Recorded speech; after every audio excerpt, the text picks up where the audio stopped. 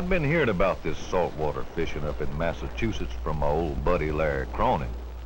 And when Larry asked I'd like to come north and fish a couple of days for striped bass, well, that's like throwing an old southern cottontail into a briar patch. Before you could say Chappaquiddy, I was meeting Larry at Harborside Inn docks at Edgartown on Martha's Vineyard. Now, Larry is a victim of bass fever, too. And for him, where the stripers are means Martha's Vineyard. I sure was looking forward to hauling out one of them big ones. The big fish are offshore in the rips, he said. The best chances for a big one was to try and troll it up. They say if you don't like the weather at Martha's Vineyard, just hold your horses a minute and it'll change. Man, was that October fog cold. But somehow it fitted everything I had heard about the vineyard. Talk about atmosphere. Any minute, I expected to see a pirate ship or a fleet of Viking boats come sailing through that curtain of fog. But no such luck. The fog began to lift and nary a ghost showed her colors. Larry was more interested in finding a good rip where the tide kicks up a wave as it pours over a shallow bar. The vineyard has a lot of shallow places, and there are plenty of rips when the tide is running. Just off West Key Point, Larry found what looked like a good rip, and we dropped big rubber eel lures back behind the boat. In order to get the lures down through the current, we had rigged our trolling reels with 45-pound Tesla lead core line and attached 3-foot flexible wire leaders. This should put us down near the bottom where the big ones are, said Larry. Just keep pumping and be ready for action.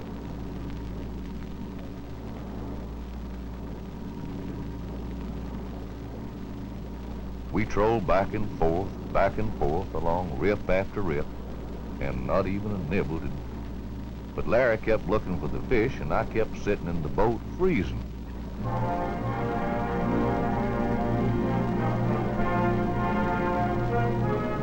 At midday, the weather began to clear up some, but we still had no fish.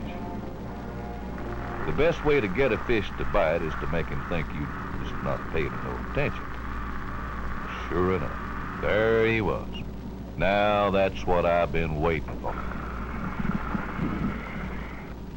Before you know it, he's got 100 yards of my line, and Larry's hollering directions over my shoulder. One thing's for sure, he's no schoolie. He might be a Plymouth schoolie to Frank Woolner, but to me, he's a hoss. Larry maneuvered us out of the rips to calmer water. I sure didn't want to lose this baby. Trappers play themselves down until they can't fight another lick. I guess that's why we like them so much. This feller was no exception. If I wanted him, I had to whip him first.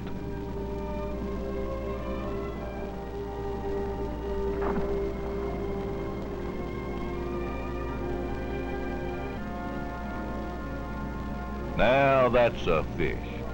That's the big one I promised, old buddy, Larry said. Okay, pal, now it's my turn.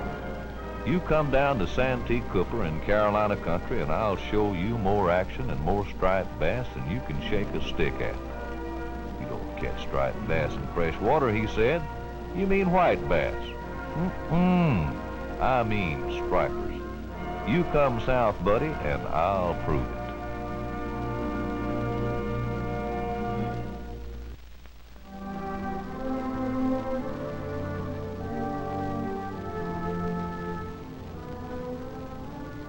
The next month, Larry drove down to South Carolina, and I introduced him to Tiny Lunt, who's not only one of the best fishing guides at Santee, but also one of the best race car drivers around.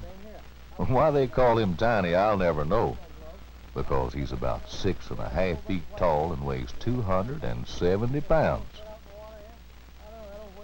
A few years ago, Tiny came out of the Midwest, took a good look at Santee, and said, man, that's for me. So he built this fishing camp at Cross, South Carolina, took up guiding on the side.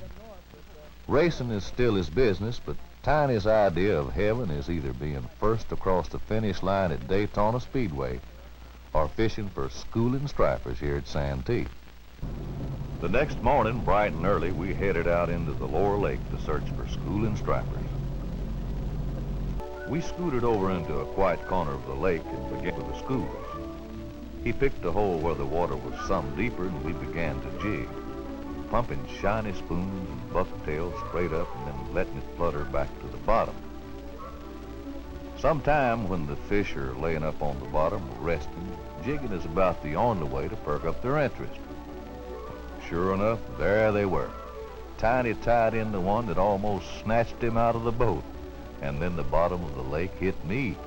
Before you could say bet your bucktail, Larry was tied to another one.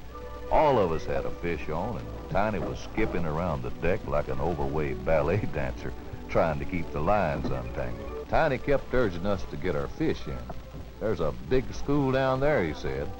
But Larry played his fish cautiously and finally landed a beauty of about 10 pounds. Larry had a surprised look on his face. They looked just like our fish at Martha's Vineyard, he said. We hunted a while for the rest of them and then gave it up. By late afternoon, the wind was rising, but so were the birds. And when the birds start flying, it's every man for himself.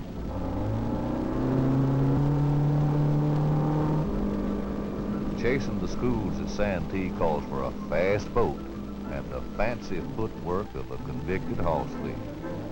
You run full blast at a school, hoping to get in range before they go down onto the birds. Then you cast a couple of times right fast, catch fish if you're lucky. As soon as we pulled in close to the birds, Tiny and Larry cast their lures into the breaking fish. I had a feeling this was going to be it. From the thrashing in the water, these were big fish. And bingo, Tiny got the first strike. And next thing I knew, Larry had a horse. I just stood back, giving him room. This was going to be something to watch.